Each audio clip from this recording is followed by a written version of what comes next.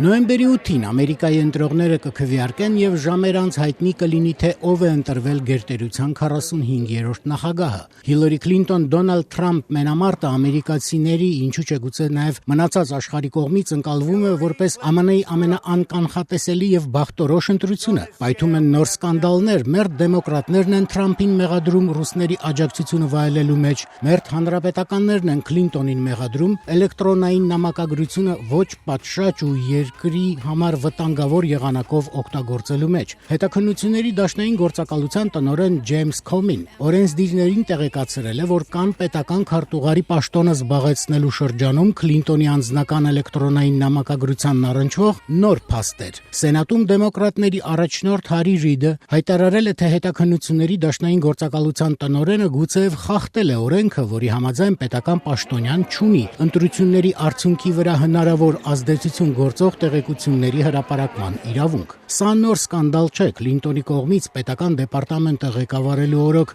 անձնական էլեկտրոնային հասցեն օգտագործելու աղմուկը վաղուց է ծագել։ Ամռանը խնդիրը փակել են եւ դեմոկրատ թեկնածուին որևէ մեղադրանք չի ներկայացվել։ Ինքը Քլինտոնը ընդունել է, որ անզգույշ է վարվել։ Հիլարի Քլինտոնը մտահոգություն է հայտնել հետաքննությունների դաշնային գործակալության տնօրենի վերջին գործողությունների վերաբերյալ։ It's pretty strange to put something like that out with such little information right before an election.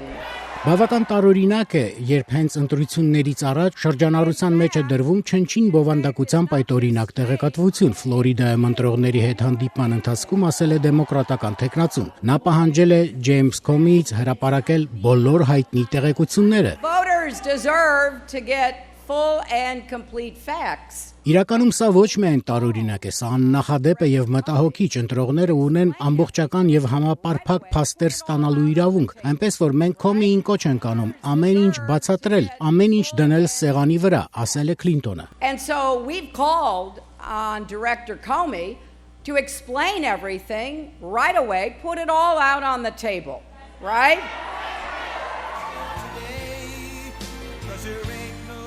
Մինչդեռ Թրամփը, ով վերջին հարցախույզի արդյունքների համաձայն այնուամենայնիվ փոքրինչ զիջում է Քլինտոնին, անմիջապես շտապել է լիովին օգտագործել այս նոր սկանդալը, պնդելով, որ մրցակիցը անձնական սերվերների միջոցով փորձել է հանրությունից թաքցնել հանցավոր արարքները։ Hillary set up an illegal server for the obvious purpose of shielding her criminal conduct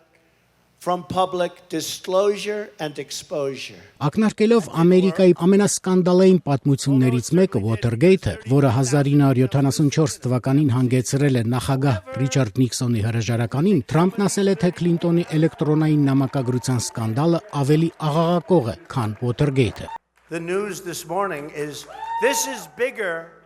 than Watergate. This is bigger than Watergate, in my opinion.